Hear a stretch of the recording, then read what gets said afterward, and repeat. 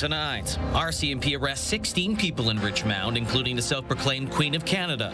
The Saskatoon police force has dismissed 3 officers for an off-duty incident, and SaskPower isn't planning to raise rates for now. Live from our studios in Regina, this is CTV News.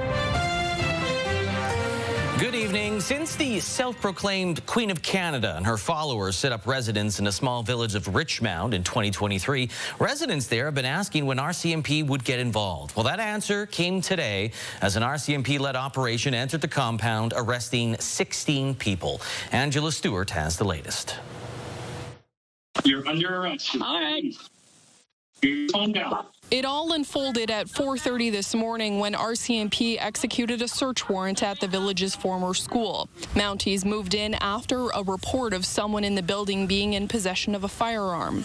That report was received on August 25th, 2025. After receiving this report, Saskatchewan RCMP began an extensive investigation. This included careful monitoring of any risk to public safety and to the community of Richmond. There were more than 30 police vehicles and dozens of officers involved in the operation, including members of SWAT teams and police dog services. In all, 16 people were arrested, 5 men and 11 women. Among them, the self-proclaimed Queen of Canada, Romana Didulo. She presented herself and identified herself as that and released it to the public, so I can confirm that she is in custody. But beyond that, I can't identify anybody else. Didulo, the leader of this conspiracy group, has been in Richmond since 2023 after being forced out of the town of Kamsack. Police say the compound has been on their radar for some time, and they finally gathered enough evidence to move in. Through the course of any of our investigations, before we take any action, we have to make sure that we do meet the thresholds that the courts will be satisfied that we can enter into private property. I think that this is check. If it's not, checkmate. Richmond resident Vanessa Johnson says for the last 2 years, the cult has created worry in the town among residents. I mean, they've got surveillance, they had spotlights, they were threatening us, they were always being shady. You couldn't take your dog for a walk in the park. You couldn't take your kids over there without them videotaping you. Johnson says the arrest is a win for the community. She's no queen, she's no cult leader, she's no one to follow.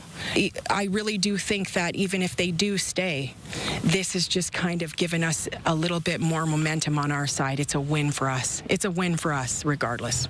RCMP have 24 hours to press charges. Otherwise, those arrested could be released. As of right now, 4 replica handguns have been seized while the investigation continues. Angela Stewart, CTV News, Richmond.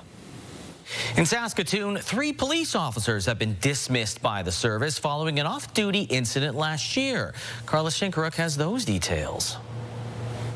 My commitment to uphold the values and code of ethics is firm, and maintaining public confidence is foundational to our work.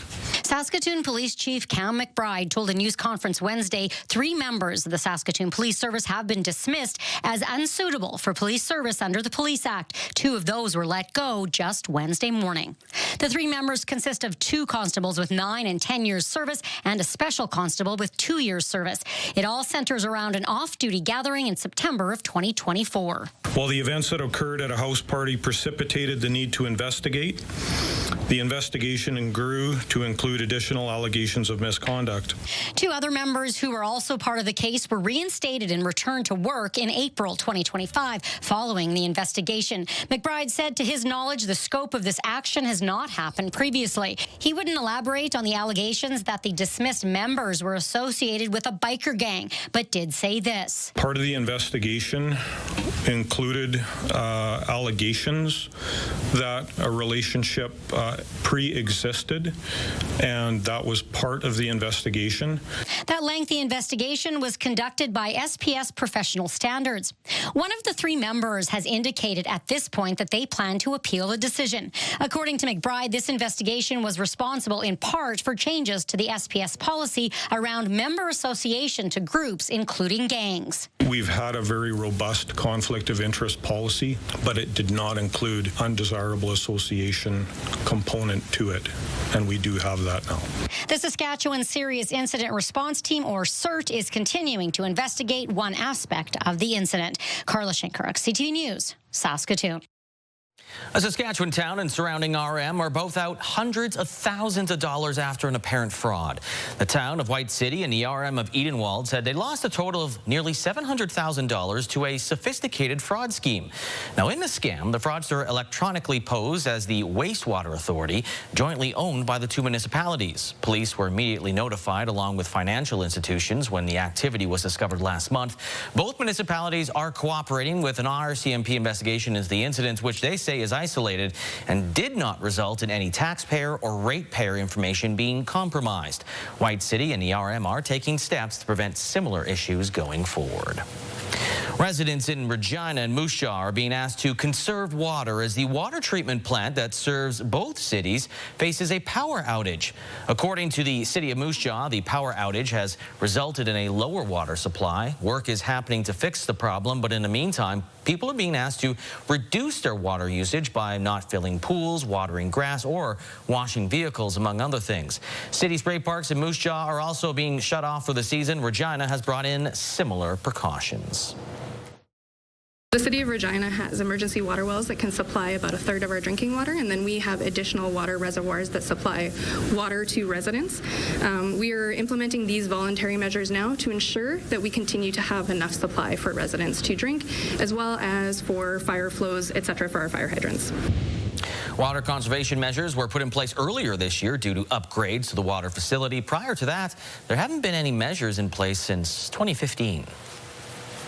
The City of Regina has approved a certain mill rate increase for this year's city budget that will help pay for water infrastructure. According to city administration, pre-approving a mill rate increase of 2.32% will give more stability for paying off debts built up by expanding water infrastructure to newer areas of the city to accommodate for growth. The mill rate increase will cost Regina households about another $30 per year. The discussion will be revisited during full city budget meetings later on. The provincial government says there is no plan for a SaskPower rate increase despite a major decrease in net income at the Crown Corporation. SaskPower has reported a loss of $163 million for the first quarter of the fiscal year. However, the government suggests it's primarily due to an accounting matter. Wayne Mantika explains. The NDP opposition calls SaskPower's financial situation unprecedented. I have not been able to find anyone anywhere in the province who's seen the Crown lose quite so much money quite so quickly. Net income declined $163 million during the first quarter of the fiscal year. There's really only one way for them to raise revenues, and that's to ask families, farms, and industry to foot the bill. The government suggests it's primarily an accounting issue. Earlier this year, the province paused industrial carbon tax collection. Although no payments are being collected, SaskPower is absorbing the cost until the program is formally repealed. In a written statement, the province said, "Our government will continue to prioritize reliable, affordable power and stable rates for Saskatchewan residents." Unlike the lost and reckless NDP, who had shut down coal, embraced the federal government's clean electricity regulations and triple power bills. If the industrial carbon tax is eventually repealed, SaskPower's financial position will be updated accordingly. In the meantime, the province says a rate increase application currently is not under consideration. Wayne Mantika, CTV News, Regina. September marks Prostate Cancer Awareness Month in Canada, and you might be surprised with just how common the disease is amongst men. Sierra D'Souza Butts tells us several Saskatchewan groups are working to raise awareness across the province. After years of going for regular prostate-specific antigen tests, Kent Stewart was diagnosed with prostate cancer last year. I was surprised, actually. I hadn't anticipated, and it was somewhat of an incidental thing, how they discovered it. Now, he is speaking out, pushing for Saskatchewan men to learn if they could be at risk. Take your health into your own hands.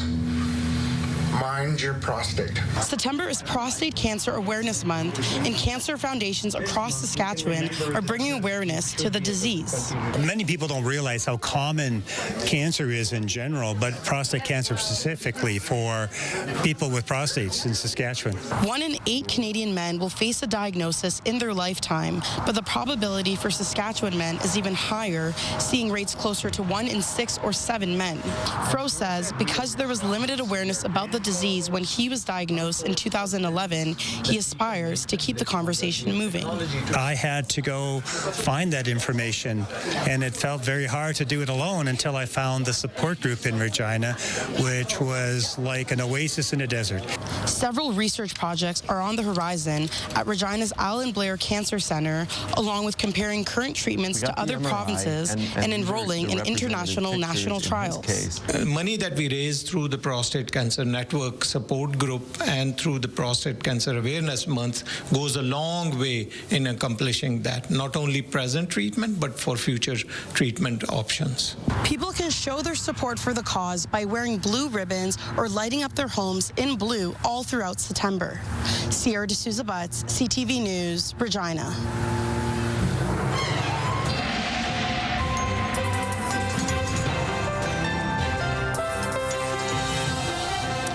We're now joined by Sabine for our first look at weather tonight, and cooler temperatures at night and even in the daytime. More cooler than maybe people were expecting. Yeah, actually this morning in the Regina area around 7 o'clock, 3 degrees, 2.8 was what the temperature was the first thing in the morning.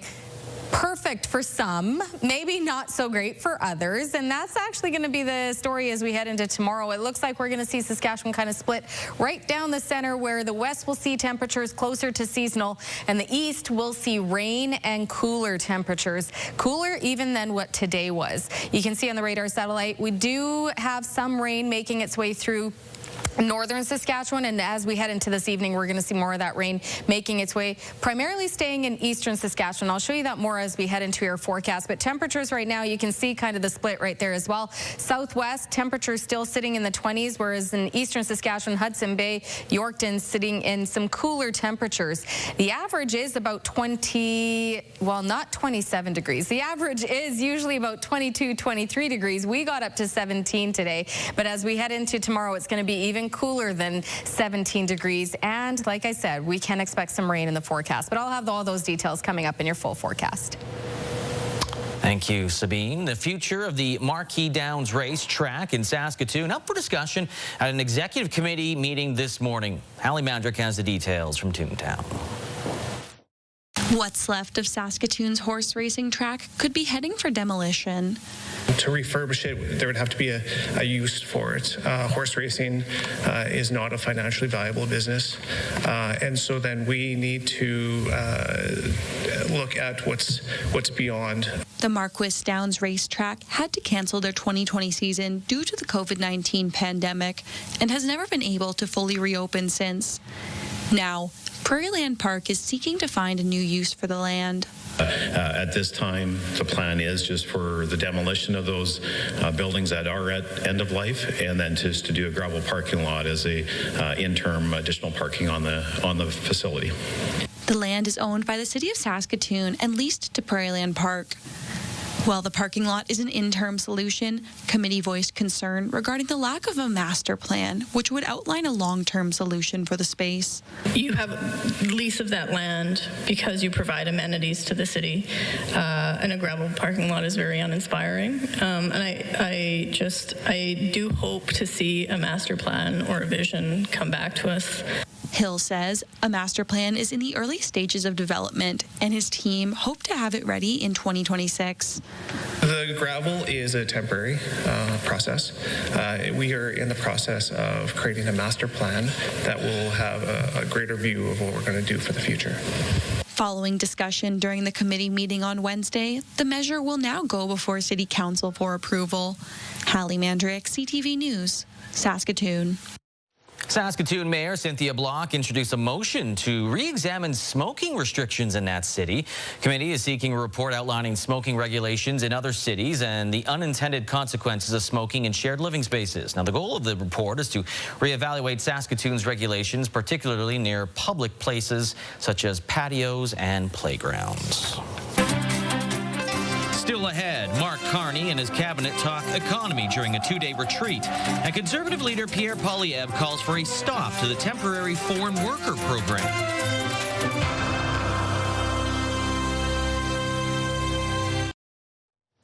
The Prime Minister and his cabinet were in Toronto today for the start of a two-day retreat. The focus of the meeting, major projects, trade war strategy, and housing, as the inner circle lays out its priorities leading up, of course, to the fall session. Judy Trin has more on the tough choices to be made with the economy front and center. Ahead of his cabinet planning forum, the Prime Minister disclosed a top-level conversation. I last spoke to the President Monday evening. We spoke at length on a wide range of issues, including on trade, but geopolitical other issues. Over the next 2 days, members of cabinet will get more details about what Mark Carney learned in his unscheduled conversation with Donald Trump. The U.S. needs to start public consultations on the Canada-U.S.-Mexico trade agreement in the next few weeks. The focus of the government from the start has been on what we can control. The cabinet agenda includes deciding which major national projects, from ports to pipelines, to put on the fast track. Ministers will also discuss the rollout of Carney's Build Canada Homes initiative and how to build affordable homes on federal land. The finance minister has yet to map out the costs. It's going to be an ambitious budget, but at the same time with a fiscal discipline, you know. This budget is about fairness for every generation. The Liberal government has not passed a budget since April 2024. A budget is expected to be tabled in October. There will likely be public sector cuts in order to pay for investments. The federal government has been growing spending as a whole at over 7% a year on average for over a decade. That's twice the rate of growth of the economy on average. It's not a sustainable situation. So we need to rein in spending. We need to find efficiencies. Carney's cabinet also heard from polling experts who told them that the trade war was no longer a top priority for Canadians. Instead, fighting inflation, building homes, and job creation ranked ahead of Trump and his tariffs. Judy Trin, CTV News, Toronto. The Assembly of First Nations annual general meeting kicked off in Winnipeg today.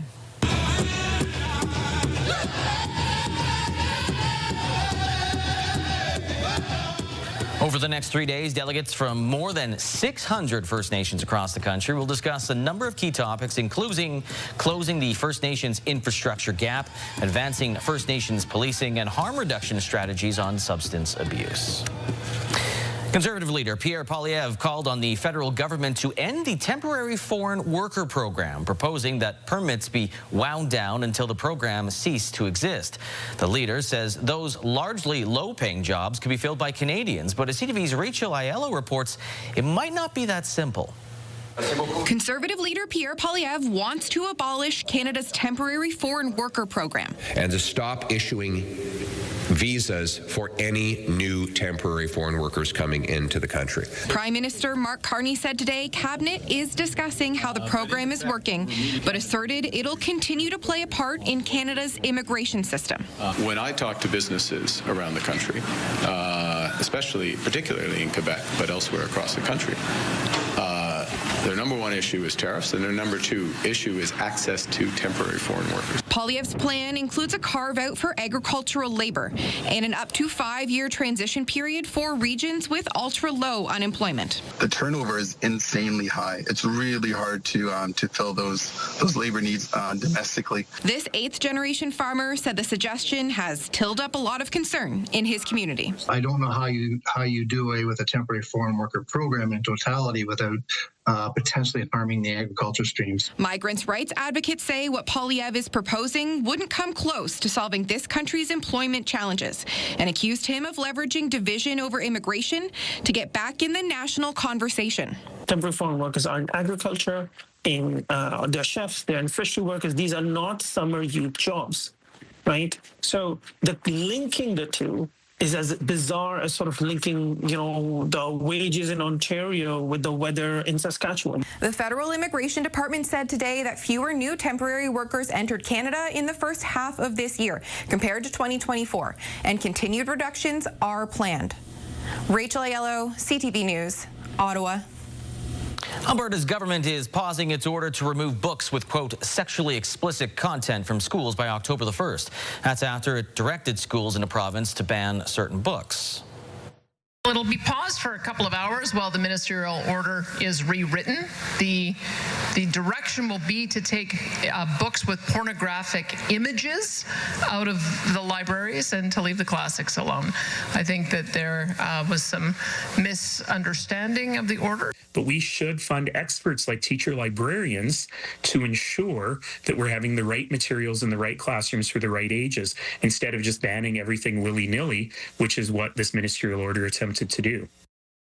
Alberta's education minister will revise the order to make sure that classic literary works stay in schools, libraries, while books with pornographic images don't end up in children's hands. The Edmonton Public School Board chair says she's grateful for the government's responsiveness to their concerns raised by parents, students, and educators.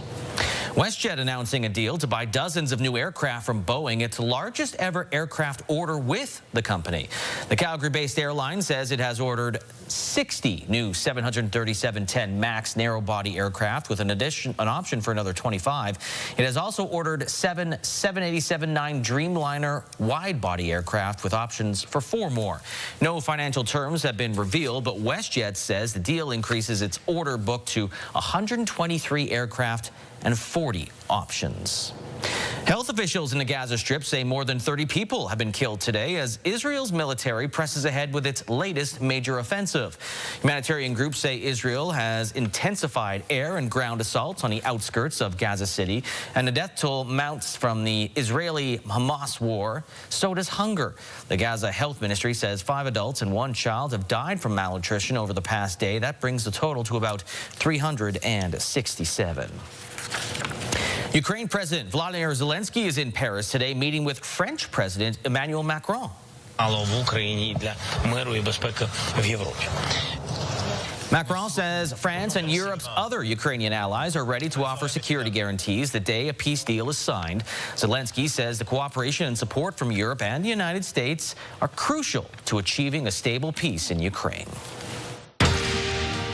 Coming up, how a routine dig on a First Nation turned into quite the historic find for a pair of plumbers.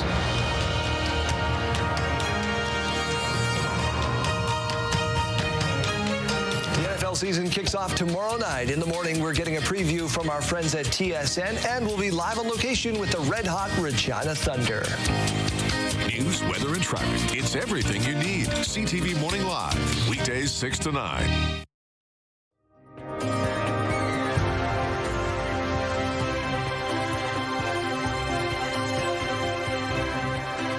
All right, welcome back. Let's take a look at your forecast for today. And, well, we already know what it was today. We got up to about 17 degrees today, much cooler than the average, which is actually 21.7. I got a little keyboard happy there and thought 27 could be the seasonal, but it's not. 21.7 is what the average is for this time of year. We got up to 17. Currently sitting at 16 degrees with the winds just under 10 kilometers an hour. Those winds are expected to pick up primarily in south central, southeastern Saskatchewan, and I'll show you that in just a second. But this is what we have been dealing with over the last couple of hours, seeing some precipitation coming in from the northwest, and then we do have a system that's going to be coming in from the north that's going to primarily stay also in the east. So essentially we're going to see most of southeast Saskatchewan, eastern Saskatchewan with some cooler temperatures, some rain, more cloud cover, and the west seeing average temperatures and a little bit more sunshine. You can kind of see what we're expecting here as we head into tonight. So mostly cloudy conditions for much of the province as we see that system coming from the north. Kind of just looks like a big green blob. It looks like it could be a lot more in terms of rainfall As of right now, it looks like Hudson Bay could see the most when it comes to rainfall totals, but this system isn't something that's going to be lingering around for long. So expect most of that rain arriving tonight into the overnight continuing. We'll kind of see it settle just over the border, Manitoba-Saskatchewan border. So mostly eastern Saskatchewan seeing that rain.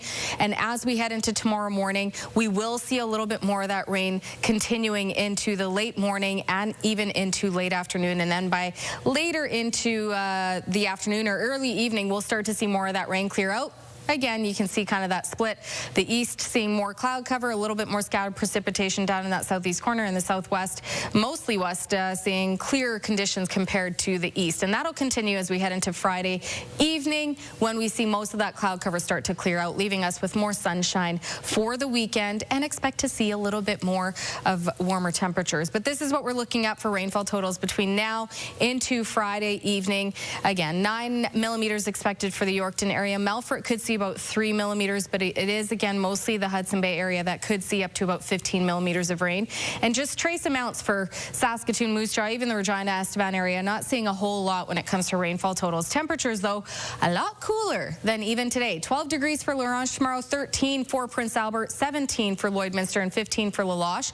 As we get closer into central Saskatchewan, 14 expected daytime high for Saskatoon. Not a whole lot of a warm-up from 11-degree low tonight, warming up to just 14 degrees tomorrow. 7 for Yorkton tonight, 10 and rain for Yorkton tomorrow over in the southwest. Seeing some warmer temperatures, not quite into that seasonal range, but still warmer than what other areas like the southeast could see. Is about 13, 14 degrees as a daytime high. And again, Weyburn, Estevan could see a little bit more rain in the forecast tomorrow. And so could Regina. 10 degrees tonight with a little bit of cloud cover, winds up to 20 kilometers an hour. Tomorrow, 14, some scattered precipitation and winds anywhere between 55 to 70 kilometers an hour. So a very windy day tomorrow. But we will see the winds start to calm as we approach the weekend. 14 and rain. Now, like I said, tomorrow mainly sunny and 15 by Friday. Saturday, nothing but sunshine, 17 degrees. And there you have it. You can see that gradual warm up right there. By Sunday, 21 and sunshine. And then as we get into your next work week, a mix of sun and cloud, 24 degrees, dipping to 23 on Tuesday. And then we're back into above seasonal temperatures, a mix of sun and cloud, 26 degrees, but also we will see those high wind gusts returning with the winds gusting up to about 50 kilometers an hour. But that's not till next week. Let's talk about tomorrow, and that is some very strong wind gusts. So that's the story for tomorrow. It'll be pretty windy. Again, though, mostly south central, southeastern Saskatchewan with those winds. Yeah, so a windy day tomorrow. The story for us tomorrow, too, is that we won't have a 5 or 6 o'clock cast. So I can't talk about how windy it was. Yeah, we'll remind people about that at the end of the show. Essentially, the NFL opening game will take over our 5 and 6 o'clock time slots. But anyway, I digress. Football! Later. Football. Thanks, Sabine. Well, Saskatchewan is the land of the living skies and football, but did you know it was once a land of living seas millions of years ago? Well, 2 plumbers recently found a piece of that prehistoric past on Pepicasis Cree Nation. Brittany Poitras digs into that story. This isn't your typical paleontology dig site, but last week, Justin Ironquill and his brother Tyson were digging a water line on the Pepicasis Cree Nation when they came across a rock filled with shell fossils 13 feet underground. My brother was down in the hole by himself, and he finally, after picking thousands of rocks out of there, he finally found one with some fossils in it. And I was just in the excavator and stopped and checked it out, and sure enough, he was telling the truth. At the Royal Saskatchewan Museum, paleontologist Ryan McKellar says the fossils likely ended up in the area due to a glacial movement, meaning the sea life embedded in this rock lived millions of years ago. When we see fossils that are like this, we know they come from a time before even dinosaurs were on the landscape, so about 450 million years ago, or the Ordovician time period. And McKellar says that although they're right below our feet, it's not every day that these brachiopods get visitors. They're groups we don't get to see very often, so it adds to the collection that way, or adds to the story of Saskatchewan that way. Ironquill says he's dug up quite a few things in his time with the Ironquill plumbing and heating, but nothing as interesting as this find. No, nothing like this. No, I just found some nice little rocks and bones before, and not no seashells that are millions of years old, I guess. From dirt to fossils fossils to maybe even dinosaur bones. Who knows what the crew on Papikasi's First Nation will dig up next? Brittany Poitras, CTV News, Regina. Still ahead, the Riders head into the Banjo Bowl this week with a pair of ground game weapons ready to run wild.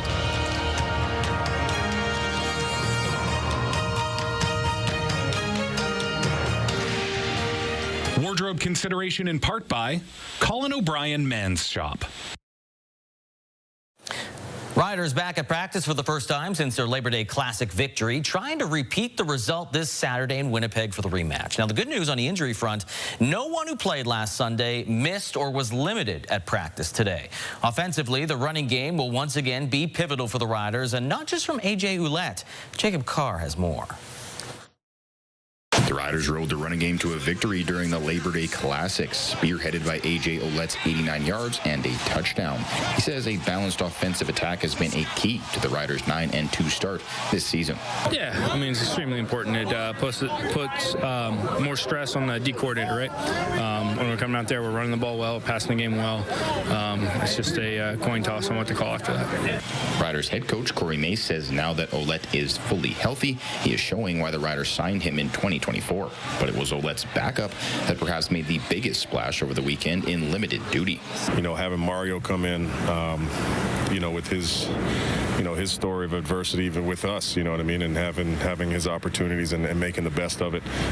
Every time he's touched the ball since he's been on the roster, he's done something special with it. Trevor Harris now, 13th all time. There's Mario Anderson breaking it off inside the 10-5. Touchdown Riders. That was certainly true on Sunday, as Mario Anderson had just 3 carries, but turned 2 of them into scores. That included an impressive 26-yard touchdown, first of his CFL career. We call him more of a little jitterbug out there, the jump cut, a little bit quicker. But yeah, we both are physical inside the tackles. So I'd like to say we're pretty similar, but we have some differences as well. Ouellette says a good rushing attack will be key in the Riders' next matchup when they head into a hostile Winnipeg environment for the Banjo Bowl. Jacob Carr, CTV News, Regina.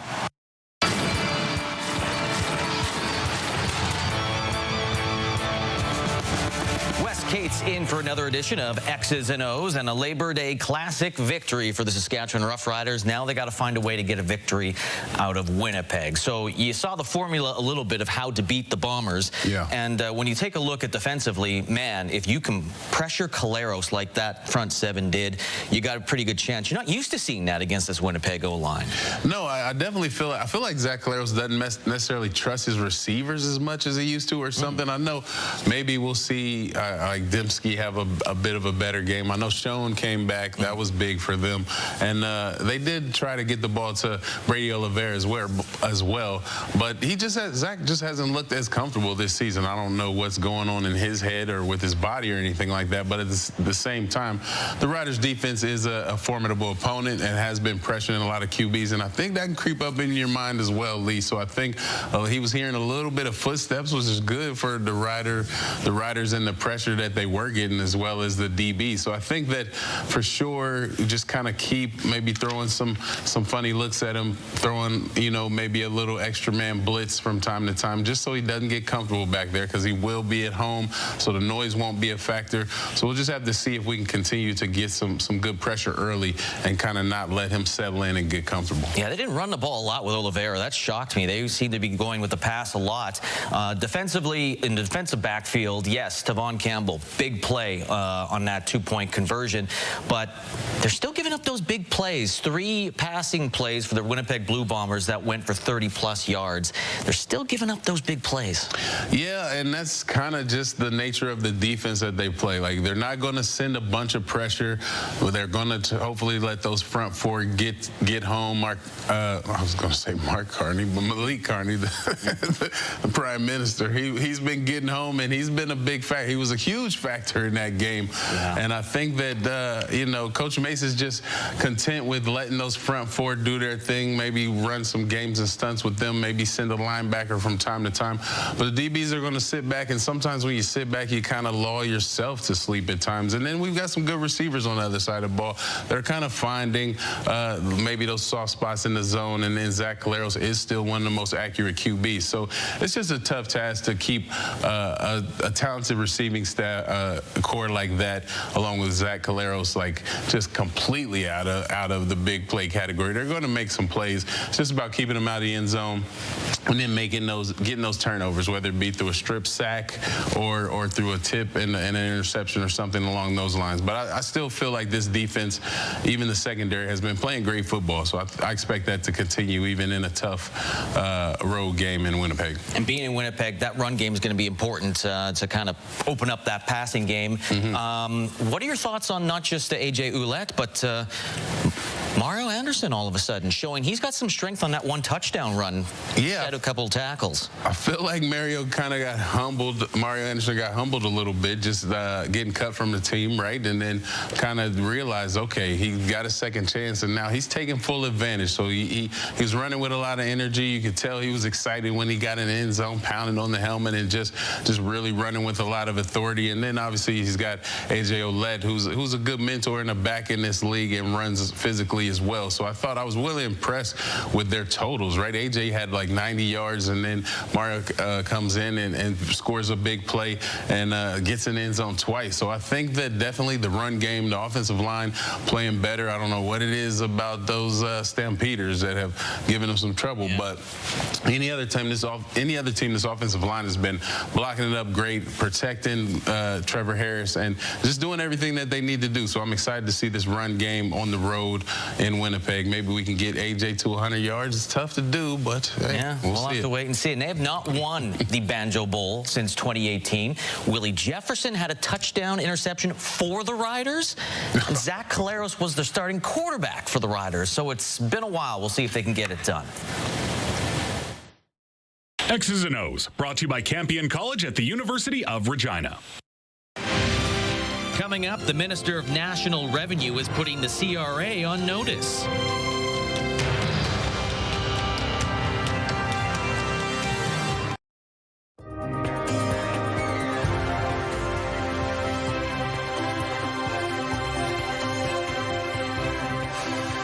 Welcome back. Let's take a look at your rural forecast heading into tomorrow. So again, same stories, but we've been looking at on our maps there. We will see more rain in the east and cooler temperatures. As you can see, Hudson Bay expecting only 9 degrees. These are daytime high.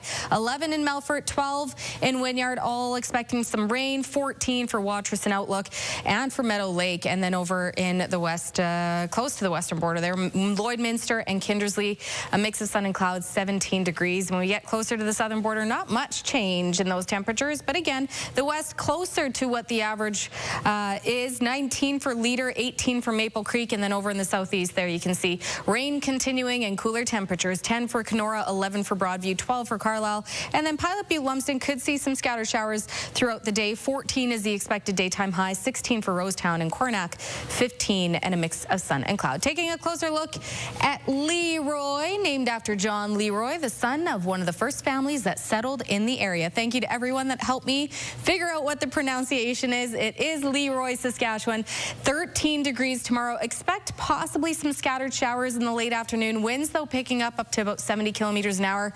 This 13 degrees is going to feel closer to about 10 degrees.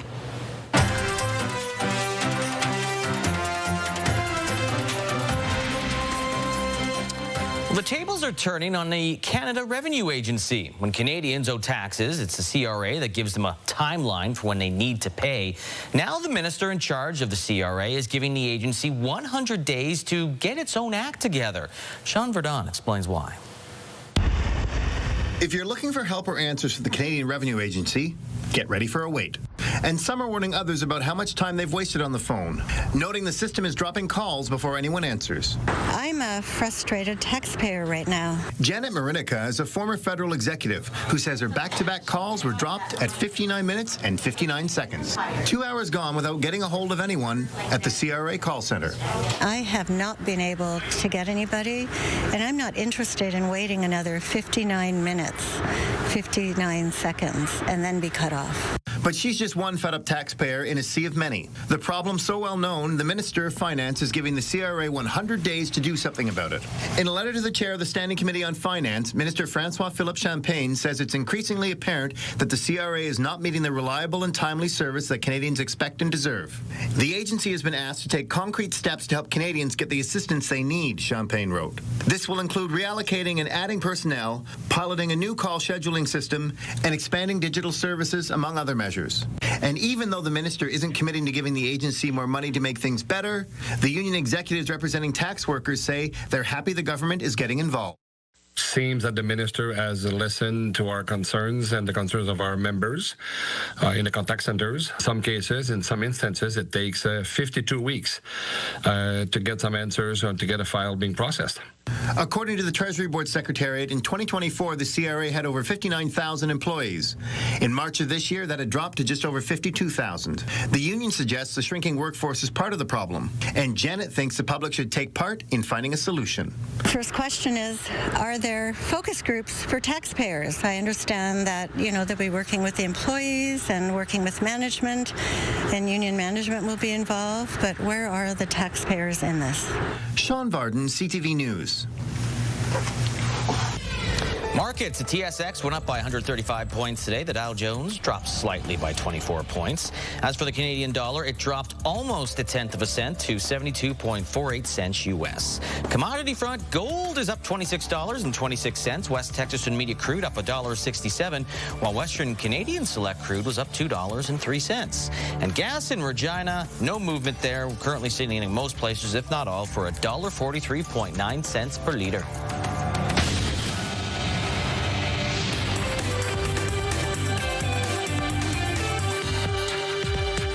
Alimentation Couche-Tard reported earnings with revenue down year over year. The company's based in Quebec but owns convenience stores around the world. It brought in more than $17 billion in its latest quarter. That's a 5% drop from last year. Still, investors weren't fazed, pushing the stock up nearly 8% at one point today. WestJet is spending $10 billion U.S. to buy another 67 jets from Boeing. The airline is purchasing 60 737 MAX 10s and 10 Dreamliners. Shares of Alphabet are up today, getting a boost from a U.S. court ruling. Some had feared the judge overseeing the antitrust case would order the parent of Google to sell its Chrome browser. He didn't, and that drove the stock up. Those are your business headlines. I'm Morella Fernandez.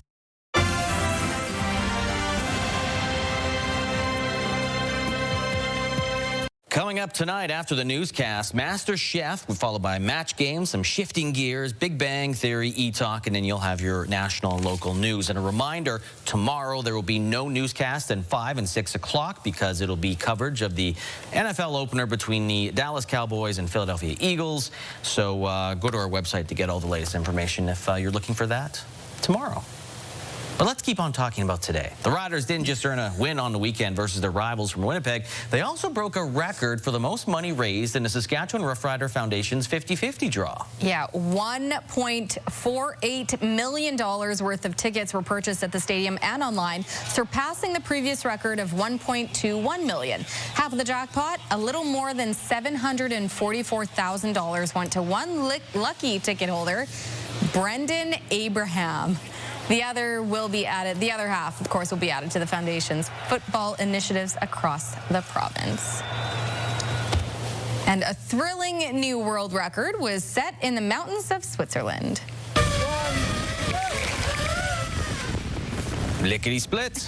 On a daring flight, Austrian athlete Peter Salzman broke the world speed record for a base jump in a wingsuit. He leapt from more than 3,700 meters above sea level and reached a top speed of 347 kilometers per hour. A tracker was built into his suit to measure data, and a specifically designed helmet was made to cut through the air and reach the record-breaking speed.